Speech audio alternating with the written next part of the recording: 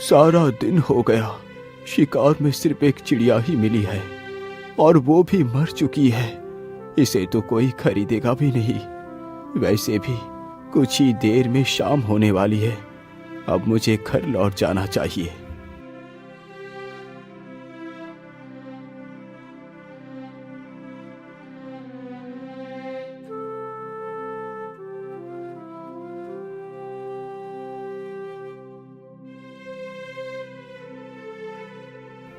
अरे, इधर तो एक कबूतरी भी बैठी है।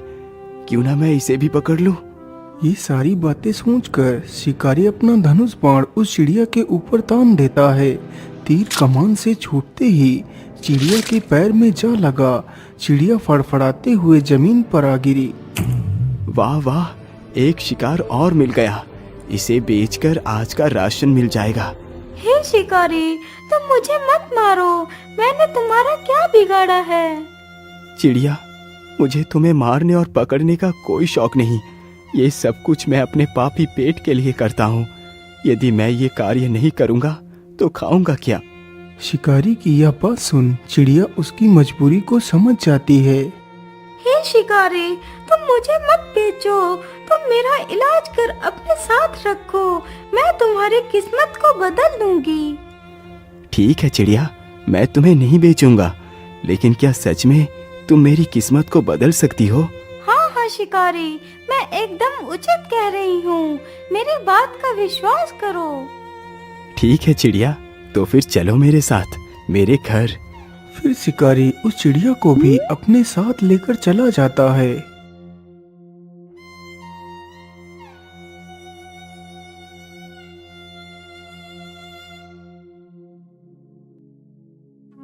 चिड़िया, तुम इसी स्थान पर बैठो।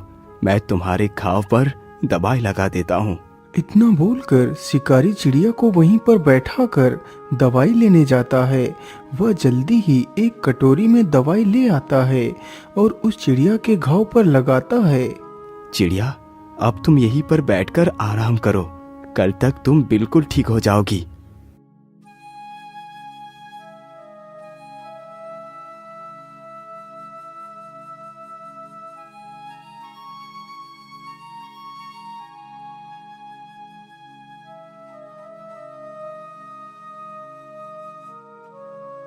अरे वाह चिड़िया, तुम तो एकदम ठीक हो गई।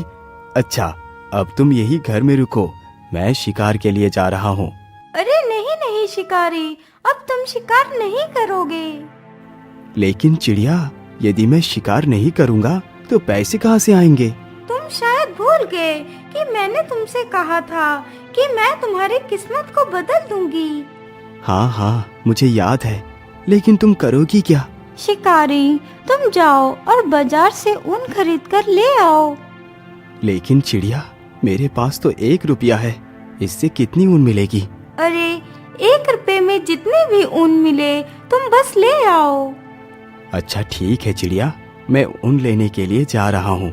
इतना बोलकर शिकारी वहां से चला जाता है। कुछ समय गुजरने के बाद वह ऊन के 4 गोले लेकर आ जाता है। चिड़िया, ये लो, मैं ऊन ले आया हूँ। ठीक है, तुम इस ऊन को यहीं पर रख दो। मैं रात को इस ऊन का उपयोग करूंगी।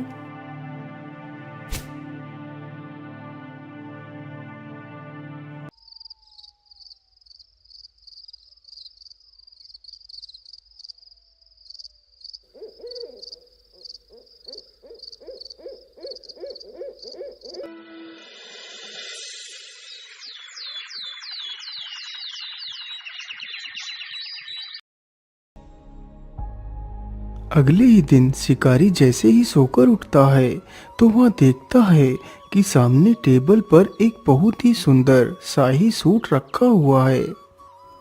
अरे, ये इतना सुंदर शाही सूट किसका हो सकता है, जबकि यहाँ तो कोई नहीं। अरे चिड़िया, ये शाही सूट कौन लेकर आया? अरे शिकारी, तुम ज्यादा अचंभित मत हो, ये सूट मैंने ही बनाया है। क्या ये सूट तुमने बनाया है? मुझे तुम्हारी बातों पर विश्वास नहीं हो रहा।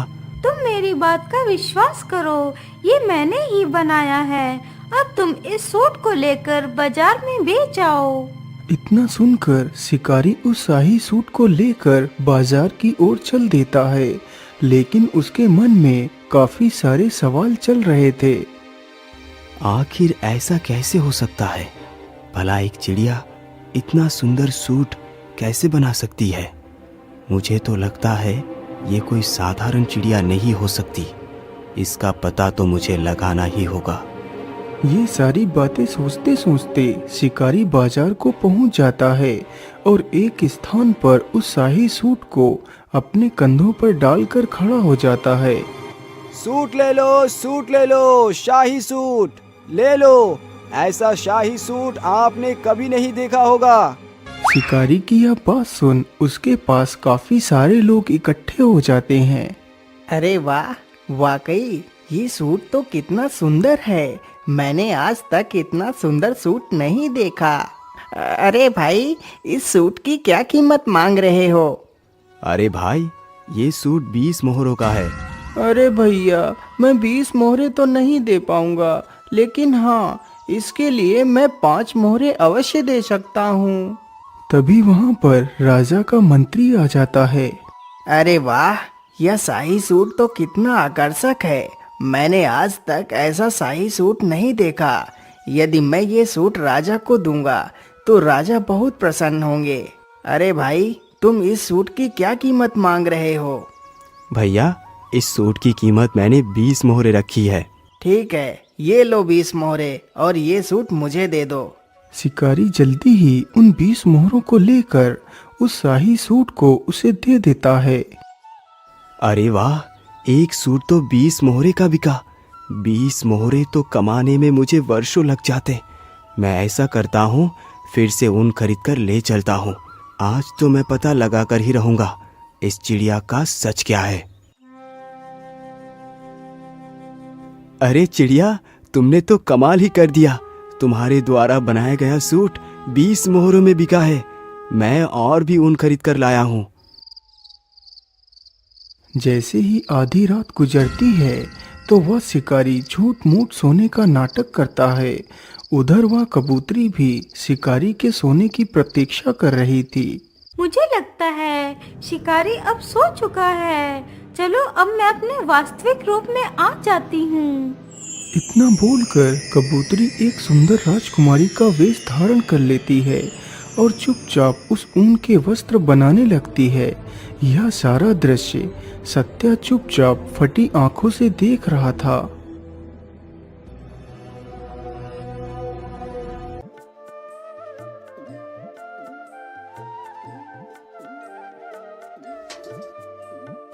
अगली सुबह राजकुमारी वापस से अपने उसी कबूतरी वेश में आ गई थी। अरे वाह कबूतरी, आज तो तुमने और भी ज्यादा सुंदर वस्त्र बनाए हैं। लेकिन इतनी सुंदर वस्त्र बनाना किसी आम पक्षी के बस की बात नहीं। आखिर कौन हो तुम जो इस कबूतरी के वेश में रह रही हो? मैं तुम्हारी वास्तविकता को जान गया हूँ। बताओ, तुम कौन हो? सत्या, मैं कोई कबूतरी नहीं हूँ। मैं कल्पराज की राजकुमारी कल्पना हूँ। यह बात कई वर्ष पहले की है। मेरे पिता राजा वीर प्रताप को कोई भी संतान नहीं थी। लेकिन महारानी जी, मैं ऐसा नहीं कर सकता। चाहे मेरी कोई संतान हो या ना हो, यदि ईश्वर मुझे निस्संतान ही रखना चाहते हैं तो ये ही सही। लेकिन मैं दूसरा विवाह नहीं करूंगा। लेकिन महाराज, क्या आप अपने वंश को अपने तक ही सीमित रखना चाहते हैं? क्या आप नहीं चाहते कि आपका वंश आगे बढ़े? आखिर आपके बाद आपके राज्य को कौन संभालेगा? लेकिन महारानी जी, इसके लिए हम कोई ना कोई उपाय अवश्य निकालेंगे।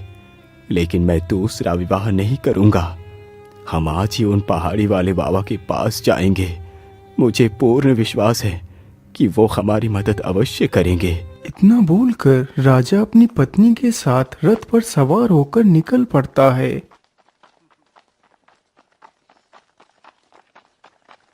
वह चलते चलते जल्दी ही उस बाबा के आश्रम में पहुंच जाता है।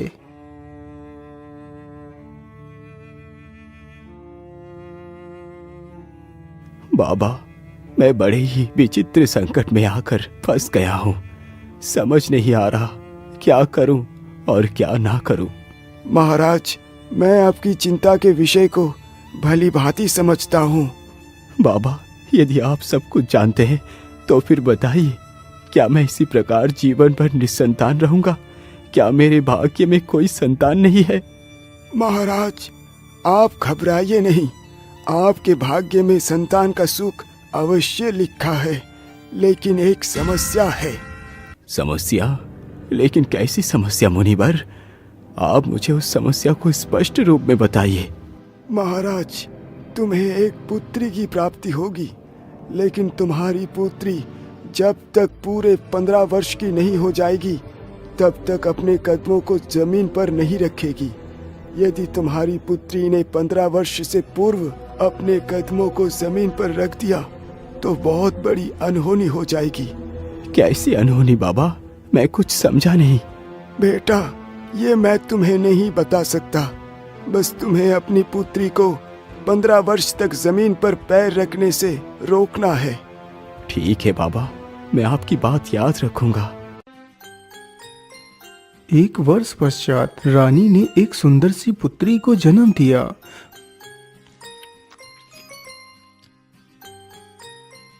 मंत्री जी, जाओ और पूरे राज्य में धन दौलत बांटो।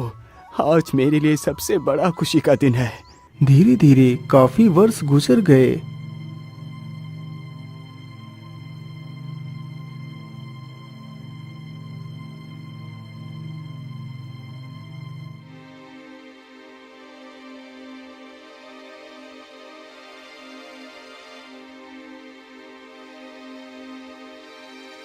महारानी जी, आज की रात गुजरने के बाद मेरी पुत्री पूरे 15 वर्ष की हो जाएगी। आज की रात जरा ध्यान से बिताना महारानी। हाँ महाराज, आज का ही दिन हमारे लिए शेष बचा है। इसके बाद हमारी पुत्री जमीन पर उतर पाएगी। आधी रात जैसे ही गुजरती है तो महारानी की भी आंख लग जाती है। तभी राजकुमारी को कुछ बुरे बुरे सपने दिखाई देते हैं। वह बिस्तर पर पड़े पड़े भयभीत हो जाती है और पलंग से नीचे गिर पड़ती है। हे भगवान, ये क्या हो गया? मैं जमीन पर कैसे गिर पड़ी? माँ, जल्दी उठो, देखो मैं पता नहीं कैसे जमीन पर गिर पड़ी। इतना सुनते ही महारानी की आंखें खुल जाती हैं। अरे अरे अरे पुत्री, ये तुमने क्या कर दिया? तुम बिस्तर से क्यों नीचे उतर गई? महारानी इतना कह ही रही थी कि तभी कमरे में कुछ प्रकाश जैसा प्रकट हुआ।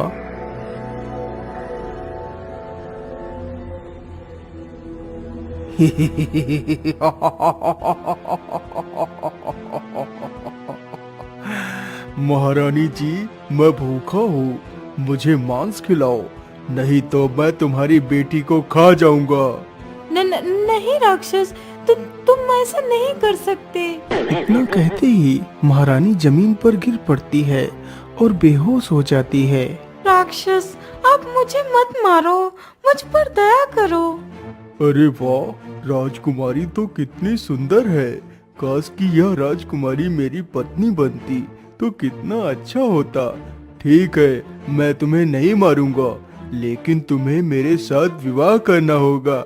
चलो मेरे साथ। इतना बोलकर राक्षस राजकुमारी का हाथ पकड़कर वहां से गायब हो जाता है और उसे अपनी गुफा में ले जाता है। राजकुमारी, यही मेरा घर है। आज से तुम यहाँ की मालकिन बनोगी। मैं तुम्हारे साथ विवाह करूँगा। नहीं राक्षस, मैं एक इंसान हूँ और तुम तो एक दैत्य हो। भला मैं तुम्हारे साथ विवाह कैसे कर सकती हूँ? मुझे जाने दो। नहीं राजकुमारी, तुम्हें यदि जीवित रहना है तो तुम्हें मेरे साथ विवाह करना ही पड़ेगा। अच्छा, अब मैं अपने रिश्तेदारों को न्योता देने के लिए जा रहा हूँ, तुम यहीं पर रुकना। लेकिन हाँ, यदि मैं तुम्हें यहाँ छोड़कर चला गया तो तुम यहाँ से कहीं भी भागकर जा सकती हो। इसलिए मैं तुम्हें एक पंछी बनाकर पिंजरे में बंद कर देता हूँ। फिर राक्षस राजकुमारी को एक कबूतरी बनाकर पिंजरे में बंद कर देता है और वहाँ से चला जाता है। हे भगवान, अब मैं क्या करूं? यहाँ से कैसे निकलूं? मैं इस पिंजरे को खोलने की कोशिश करती हूँ, हो सकता है पिंजरा खुल जाए।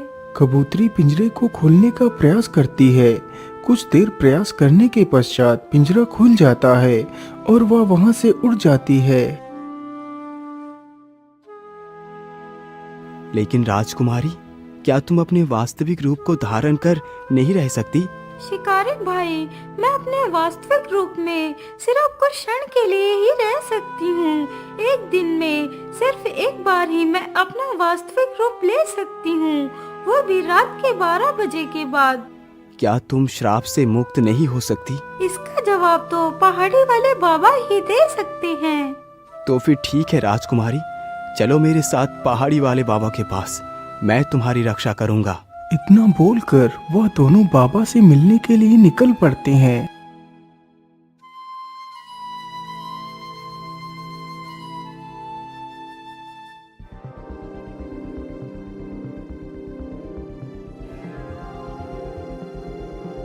बाबा, हमारी सहायता कीजिए, हम बहुत ही दुविधा में पड़ गए हैं। बोलो बेटा, क्या बात है? तुम इतना परेशानी में क्यों दिखाई पड़ रहे हो? कबूतरी सारी कहानी बाबा को सुनाती है। पुत्री, तुम घबराओ मत, सब कुछ ठीक हो जाएगा। जो मैं कहता हूँ उसे ध्यान से सुनो। हाँ हाँ, बोलिए बाबा, आप क्या कहना चाहते हैं? मैं राजकुमारी की सहायता करूंगा।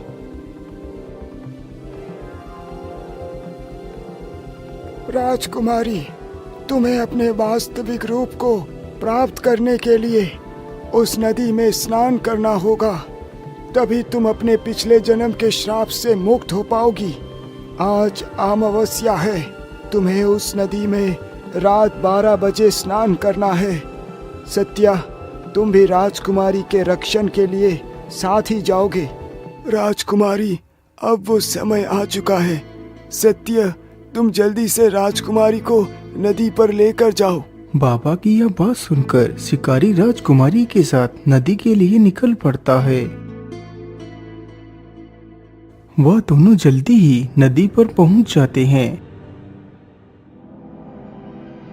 सत्या, तुम यहीं पर रुको, मैं अभी नदी से स्नान करके आती हूँ।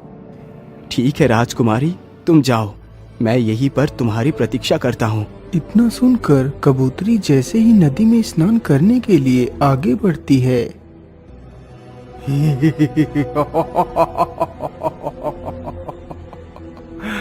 नहीं राजकुमारी, नहीं, इतनी जल्दी नहीं, मैं तुम्हें मुक्त नहीं होने दूंगा। अरे ये क्या? मुझे लगता है ये वही राक्षस है। आज मैं इसे जिंदा नहीं छोड़ूंगा। शिकारी तुरंत ही मसाल लेकर उसकी तरफ बढ़ता है। अरे बाप रे बाप, इतनी जोर से किसने मारा मुझे? किसकी मौत खींच कर यहाँ ले आई है? अरे दुष्ट राक्षस, मैंने ही तुझे मारा है। हिम्मत है तो मुझे मार के दिखा। अच्छा, ऐसी बात है तो पहले तू ही मरने के लिए तैयार हो जा। इतना कहकर राक्षस शिकारी को ही पकड़ लेता है। छोड़ दुष्ट राक्षस, आज मैं तुझे जिंदा नहीं छोड़ूंगा। तभी कबूतरी चुपके से नदी में डुबकी लगा जाती है।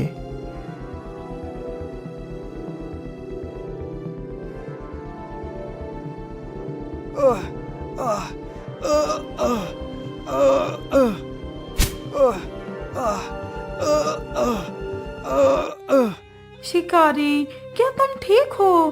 तुम्हें कुछ हुआ तो नहीं? नहीं नहीं राजकुमारी, मैं बिल्कुल ठीक हूँ। शिकारी भैया, आखिर तुमने ऐसा क्यों किया? तुमने मेरे लिए अपनी जान को खतरे में क्यों डाल दिया?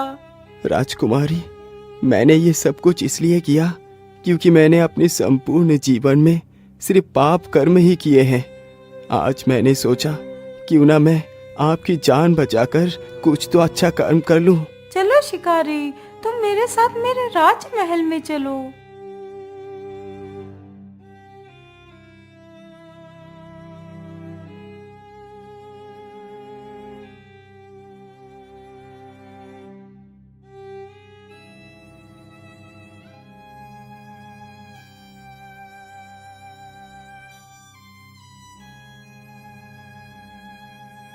सत्या, आज तुमने मेरी पुत्री की जान बचाकर मुझ पर बहुत बड़ा उपकार किया है।